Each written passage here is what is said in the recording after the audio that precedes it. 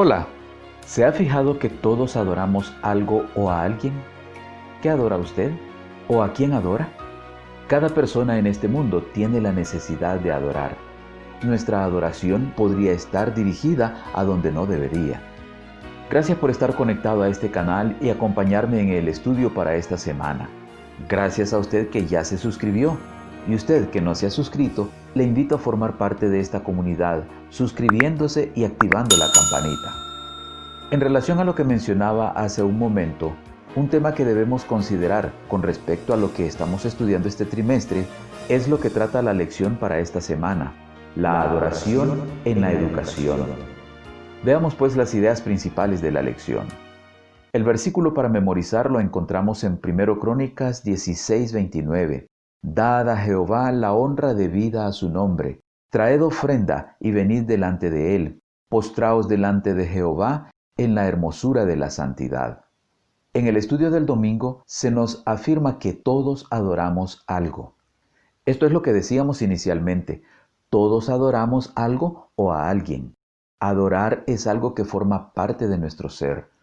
Unos adoran el dinero, otros el poder, algunos otros el sexo, otros más a estrellas de rock, a actores, a políticos, a sí mismos, cualquier cosa o persona imaginable. Aquello que amamos más, aquello que ocupa mayormente nuestra atención, nuestros pensamientos, aquello que consideramos la razón por la que vivimos, eso es lo que adoramos. En Daniel 3 encontramos una interesante historia sobre la adoración, la que le invito a que lea completa. Cuando Ananías, Misael y Azarías tuvieron que enfrentar la adoración de la estatua levantada por el rey Nabucodonosor, sometiéndose a lo que dice el segundo mandamiento, no adoraron como el rey esperaba.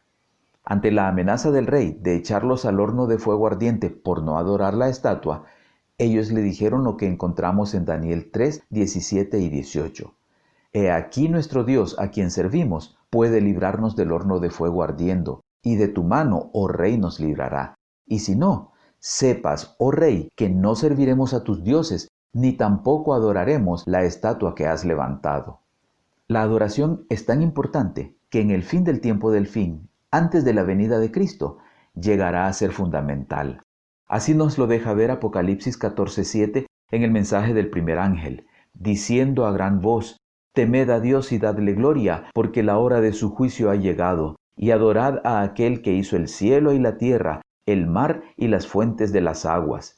Y unos versículos más adelante, en el mensaje del tercer ángel: Si alguno adora a la bestia y a su imagen, y recibe la marca en su frente o en su mano, él también beberá del vino de la ira de Dios, que ha sido vaciado puro en el cáliz de su ira, y será atormentado con fuego y azufre delante de los santos ángeles y del Cordero, asegurando en el versículo 12 que habrá un grupo que vive de acuerdo a lo indicado por Dios en su palabra. Aquí está la paciencia de los santos, los que guardan los mandamientos de Dios y la fe de Jesús. Lo que incluye, como ya dijimos, el mandamiento que nos dice que no hay que adorar más que al Dios verdadero, al Creador. El estudio para el día lunes se titula Y lo cuenten a sus hijos. La educación señalada por Dios para el pueblo de Israel incluía enseñarles a los hijos las historias sobre la relación del Señor con la nación elegida. Esto se hacía, entre otras cosas, por medio de la adoración, la cual practicaban en comunidad. Parte de lo que utilizaban para esta adoración eran los salmos, cantos de alabanza para adorar al Señor, lo que tenía un objetivo claro y definido por Dios mismo. Por ejemplo, en Salmo 78, 5 al 8 dice: Él estableció testimonio en Jacob y puso ley en Israel, la cual mandó a nuestros padres que la notificasen a sus hijos, para que lo sepa la generación venidera y los hijos que nacerán, y los que se levantarán lo cuenten a sus hijos, a fin de que pongan en Dios su confianza y no se olviden de las obras de Dios, que guarden sus mandamientos y no sean como sus padres, generación contumaz y rebelde, generación que no dispuso su corazón ni fue fiel para con Dios su espíritu. Dios quería que su pueblo aprendiera a confiar en Él y a guardar sus mandamientos. Esto forma parte de la adoración en la educación. Esta adoración que Dios espera Como nos señala el estudio para el día martes, debe ser en espíritu y en verdad. Este concepto fue presentado por Jesús cuando hablaba con la samaritana junto al pozo de Jacob. Ella, procurando evadir el tema del cual le hablaba Jesús, lo desvió hacia la adoración, a lo que Jesús le dijo: Dios es espíritu y los que le adoran en espíritu y en verdad es necesario que adoren. Eso lo encontramos en Juan 4:24. Como vemos, Jesús señaló que es necesario adorar en espíritu. La religión que proviene de Dios es la única que conducirá a Dios. A fin de servirle debidamente, debemos nacer del Espíritu Divino. Esto purificará el corazón y renovará la mente, dándonos una nueva capacidad para conocer y amar a Dios. Nos inspirará una obediencia voluntaria a todos sus requerimientos. Tal es el verdadero culto, es el fruto de la obra del Espíritu Santo. Además, la adoración debe ser en verdad. Y solo puede ser de esta manera si conocemos a Dios como Él se da a conocer en su palabra, si sabemos lo que requiere de nosotros y lo que nos enseña, su doctrina.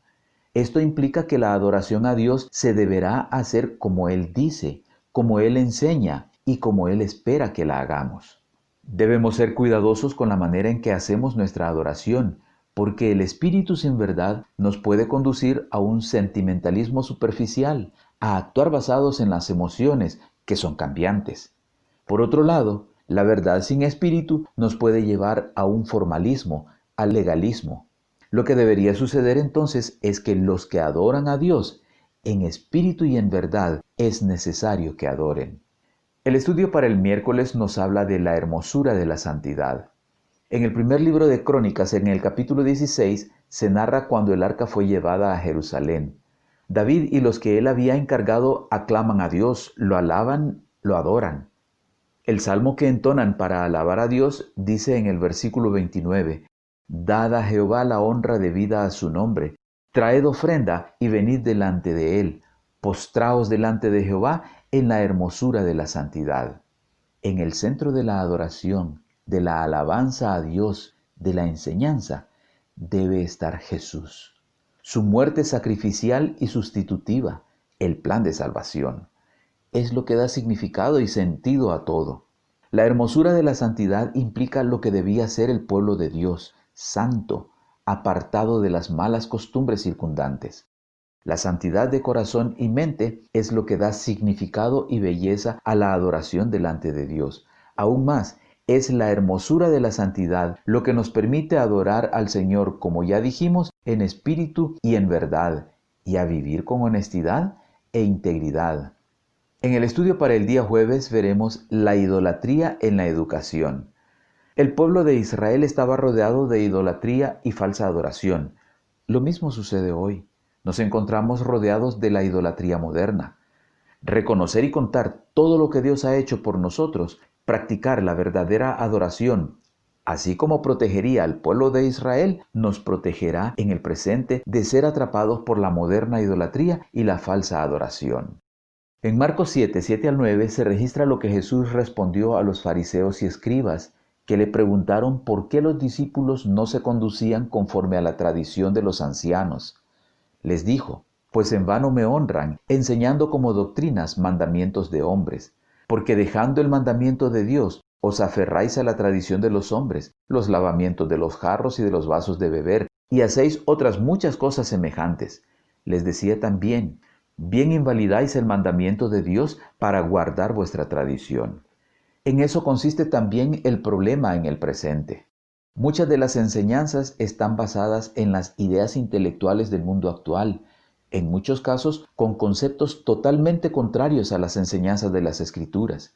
Se termina adorando esas ideas o a quienes las han postulado. Se ponen por sobre las Escrituras porque se las considera actuales, no anticuadas como las Escrituras.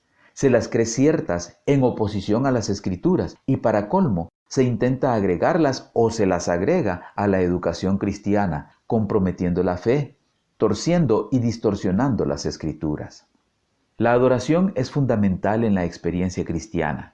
Es parte del ser humano aún en su condición caída. Dios nos ha dado el privilegio de usar el libre albedrío que nos permite adorarlo o no adorarlo. Si escogemos adorarlo, es porque lo amamos y sabemos que es digno de adoración. Es necesario tener en cuenta que el corazón es engañoso sobre todas las cosas y muy perverso. Los religiosos profesos no están dispuestos a examinarse minuciosamente para ver si están dentro de la fe, y es cosa terrible ver que muchos se apoyan en una esperanza falsa.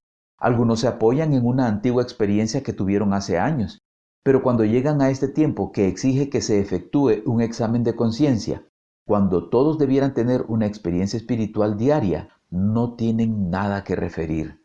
Al parecer, creen que solamente por el hecho de profesar una fe serán salvos. Cuando abandonen los pecados que Dios detesta, Jesús vendrá y cenará con ellos y ellos con Él. Entonces obtendrán poder divino de Jesús y crecerán en Él y podrán decir con santo triunfo: gracias sean dadas a Dios que nos da la victoria por medio de nuestro Señor Jesucristo.